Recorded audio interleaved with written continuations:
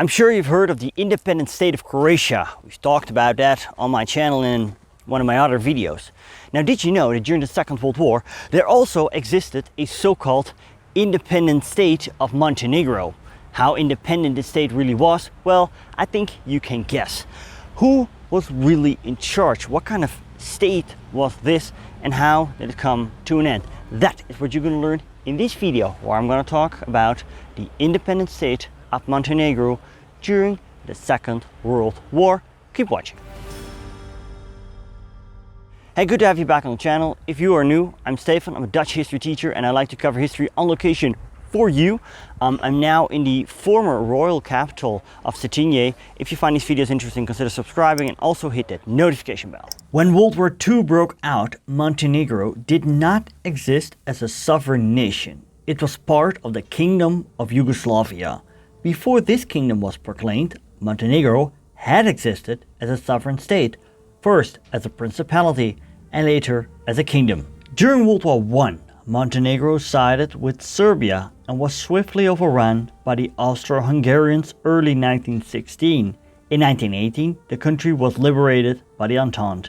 The in 1917 signed Corfu Declaration foreshadowed the unification of Montenegro with Serbia, which happened in December 1918. Montenegro would become part of the Kingdom of Serbs, Croats and Slovenes, also known as Yugoslavia. Not everyone in Montenegro was in favor of this. What followed was the Christmas Uprising, where the Montenegrin Whites fought against the Montenegrin Greens. The Whites were Unionists who advocated a centralist Yugoslavia. The Greens supported the House of Pavlowitch of Montenegro over the House of Karađorđević of Serbia. With the help of Serbia, the Whites prevailed. The Greens would later play a role in the collaboration with the Axis powers.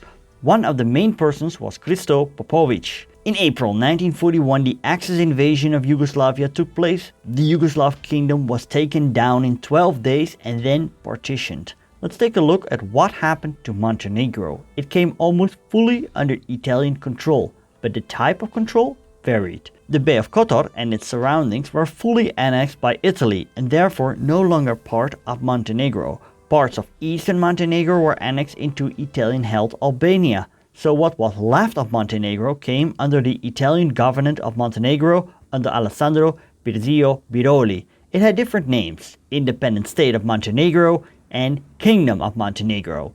So if it was a kingdom, did the house of Petrović Njegoš came back to the throne? The last king of Montenegro, Nicholas I of Montenegro, had died in 1921.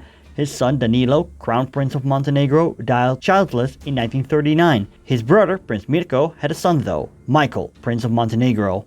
Italy did have dynastic interest in Montenegro because Queen Elena of Italy was the daughter of the last Montenegrin king Nicholas. However, Italy's main interest was strategic. Michael was approached by Italian and German foreign affairs ministers, Count Galeazzo Ciano and Joachim von Ribbentrop, who made him an offer to be put on the throne of a new independent kingdom of Montenegro under Italian and German control. He refused and remained imprisoned in Germany. When Prince Michael refused to work with the Axis powers, other Montenegrins were willing to. I already mentioned the leader of the Greens during the post-World War I Christmas Uprising, Pavlowitch. Pavlowitch hoped to achieve Montenegrin independence through collaboration with fascist Italy. Pavlowitch and his Green Party were very disappointed by Italy's decision to annex the Bay of Kotor and therefore refused to recognize an Italian proclamation of Montenegrin independence. Another prominent collaborator was Sekula Drljević, a rival of Pavlowitch who opposed his aims and objectives. His methods, however, coincided with that of his rival: cooperate with the Italians in hope of independence.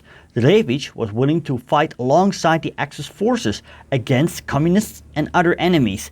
He and his associates convinced the Italians to establish an independent Montenegrin state, supported by the Italian government of course. And this was a bad error of judgment, because a day after the new state's inauguration, July 13th, 1941, both Montenegrin Chetniks and Montenegrin Partisans led a massive uprising against the new state, a demonstration that would catch the attention of both London and Washington. See, over the course of the months, the Montenegrins had become more and more disappointed with Italian rule, and despite Italian promises of autonomy, the people knew this would amount to no more than vassal status. A reason why an uprising could occur was that many Montenegrins had served in the Royal Yugoslav Army, an army that was quickly defeated by the Axis powers in the field, but this meant that both men and munitions were available to fight in a massive revolt, and the communists, who played a major role in the uprising, were well represented in the country. The revolt was crushed, but the rebels recovered and resumed their activities near the end of the year. What followed was a conflict some historians call a civil war, in which resistance fighters, Partisans and the Chetniks, officially known as the Yugoslav army in the fatherland, started to fight against each other. The Montenegrin puppet state thus never came into being, not under the Italians nor under the Germans that took over after 1933. Drljević was killed in an internment camp in Austria after the war. Pavlowitch died in battle against Tito's agents after the war. When Italy surrendered in September 1943, the Germans came in, POW'd most of the Italian soldiers and took over the area. The Germans stationed one division there to maintain order.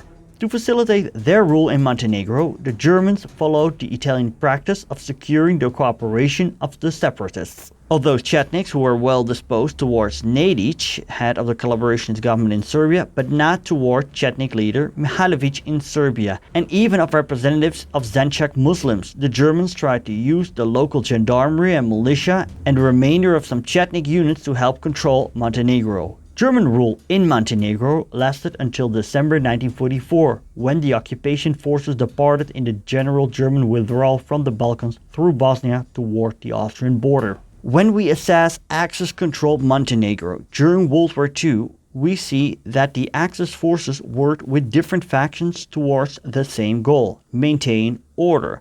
But looking at how quickly the resistance manifested itself, it is safe to say that the Independent State of Montenegro, or the Kingdom of Montenegro during the Second World War, was an Axis puppet state that never was. After World War II was over, Montenegro was incorporated into Tito's Yugoslavia. Eventually, Montenegro seceded from Serbia after a referendum in 2006. I've talked about the independent state of Croatia. I made a video on that. You can find it right here. And if you're interested in other videos about Balkan history, check out the playlist. You can find it right here. Consider supporting me via Patreon or via PayPal. Thanks for watching and best wishes from Cetinje, the old capital of Montenegro.